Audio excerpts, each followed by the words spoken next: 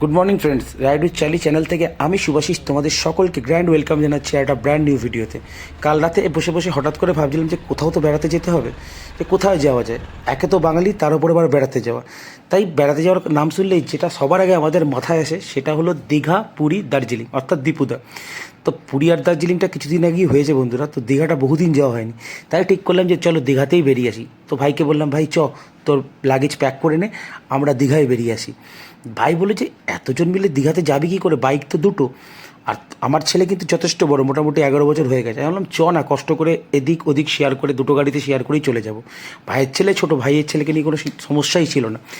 বলে দাদা তাহলে যাবি যখন বলছিস এবার ভাই, এই জার্নিতে টোটাল আমরা 6জন মিলে গেছিলাম বন্ধুরা। আমি, আমার ওয়াইফ, আমার ভাইয়ের ওয়াইফ, আমার ছেলে আর ভাইয়ের ছেলে।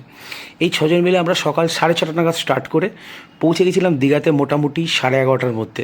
আর এই টোটাল আমার বাড়ি থেকে দীঘার দূরত্ব ছিল আনুমানিক 200 কিলোমিটার, যেটা যেতে আমাদের মোটামুটি 5.5 থেকে 6 ঘন্টা, অর্থাৎ 12টার মধ্যে আমরা পৌঁছে গেছিলাম। আর দিনটি ছিল 21শে জুলাই। যেহেতু 21শে জুলাই হওয়ার জন্য রাস্তায় ভিড় কিন্তু ছিলই না বলতে গেলে।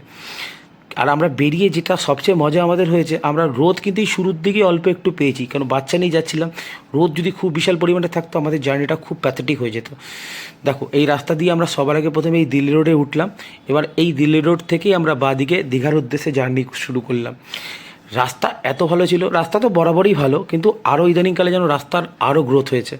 আর তার মধ্যে সামনের আকাশ দেখলে আমার তো পুরো শরতের কথা মনে পড়ছে। এই দেখো, আমার ভাইয়ের বউ আর আমার ছেলে, এই 3জন ওই গাড়িতে আছে, পালসার NS 200। আমরা তোমাদের বলা হয়নি, আমরা দুটো গাড়ি নিয়ে গেছিলাম। আমার ছিল হন্ডা CB 200X, আর আমার ভাইয়ের ছিল বাজাজ পালসার NS 125। এই দুটো গাড়ি নিয়ে আমরা আমাদের টোটাল জার্নিটা কমপ্লিট করেছিলাম। ভাইয়ের কিন্তু চালাতে যথেষ্ট কষ্ট হচ্ছিলো, কারণ যেহেতু আমার ছেলে একটু বড় ছিল আর ওদের গাড়িতে বসার পজিশানটাও খুব খারাপ ছিল। কিন্তু ও ঠিক কষ্ট করে বললো, দাদা কোনো অসুবিধা নেই, দুজন মিলে যখন যাচ্ছি ঠিক পৌঁছে যাব।